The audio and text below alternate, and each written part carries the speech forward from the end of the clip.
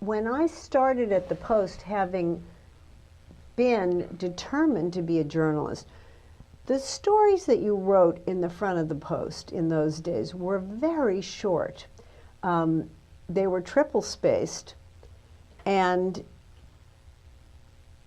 what, 500-600 words? Yeah, most. And I really had to learn how to do that. I didn't know how. I mean, I was clever and I could write a sentence, but I was very lucky because they kind of knew I was a new kid and I was $98 a week. And I remember my first week I had turned in a story, and Fred McMurrow came over to my desk and sat down and let me watch him cross out the extra words. Yeah. And I remember one of the things he told me was the thing that was absolutely the opposite of something I had learned in my journalism class in high school, which was never, he said, never start a story with a quote. We always want to know who's saying it. You know, it was that kind of thing that was so great, but it was a long time before I really knew how to write a story.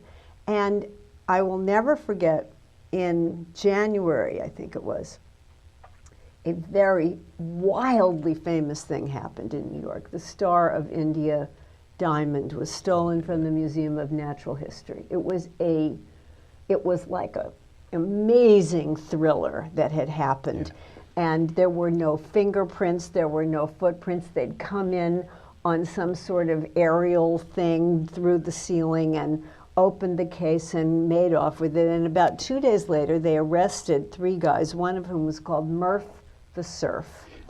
And I can't tell you, it was a monster story. And they called me on a Sunday. They had just made the arrest. All of them had been staying at a hotel on West 86th Street. I don't know what it was called. It's now an apartment house. Or West 57th, West 57th. So I go tearing up there, and I made a good guess, which is that if they were staying there for a while, they probably were staying in one of the top floor apartments. So I snuck into the elevator and went to the 12th floor, and 2 doorbells, I hit the jackpot. And they knew everyone on the floor, and everyone knew how much pizza they had ordered, and that they played poker, and you know, it was that thing where you just got all this stuff. No one else was there, none of the other papers. So I had a great story, and I came back to the paper at about 6 o'clock, and I had no idea how to write it. None. I had this mass of material and didn't know how to do a very simple, in the end, beginning to the story. It's like if I ever had anxiety dreams about writing, this would be it, because I kept putting those pieces of copy paper with carbon into my typewriter. It was like some bad movie about writing, and then ripping it out, and then ripping. I just had no idea what to do. Finally, at about 10 o'clock, they sent me home and gave all my stuff to Gene Grove, who was one of the great rewrite men who ever lived when he was sober. Yeah. And we had it was my first front page byline, but it was with him because I didn't know how to write it. A year later, I knew exactly how to write it, but I didn't then. So I always say this to students, that always be careful you don't overreach, because it takes a while to learn to do things, even things that look very simple. And the more you can put yourself in a situation where you can master what you can, and then the next thing, and then the next thing. Yeah, anyway. The learning process, particularly on a tabloid like the Post was then, was amazingly quick, because the staff was so small. There weren't so many specialists. You know, if there was a fire at a school, you didn't wait for the education editor to get in a cab and go out there. You went. Because it was an afternoon paper, you had enough time to get back to actually write the story yourself, if you were working nights, to report it and write it. And we had, I thought, terrific editors from my point of view. I mean, one of Fantastic. the, I have here a picture of Don Pablo Paul Sand, who told me at about the same stage that you're talking about.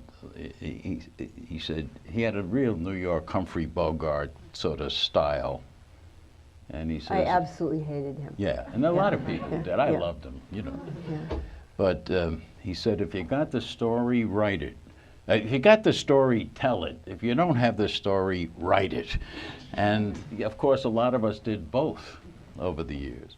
But he also told me something that has stayed with me, Norah, as a general principle about life itself. He says, if you want it to be true, it usually isn't. Oh, And that's interesting. And that's a great. And That's like a Zen cone. Yeah, yeah. I don't even know what it means. What it means is, in the If literal. it's too good to be true, yeah, it's not? If you get the phone call at the city desk that we just caught Richard Nixon cruising the piers on the end of Christopher Street with B.B. Rebozo in a dressing gown, it's probably not true. Yeah, Particularly if you want Yeah. it to be true. yeah. But we do it in life. You know, you want to believe that the woman or the guy that you're madly in love with is perfection itself, and it usually isn't. You know, you roll the dice a lot before you finally hit 7. Yeah. So in that sense, they were educating us as young reporters too. You know, bringing what they'd learned the hard way and passing it on about craft.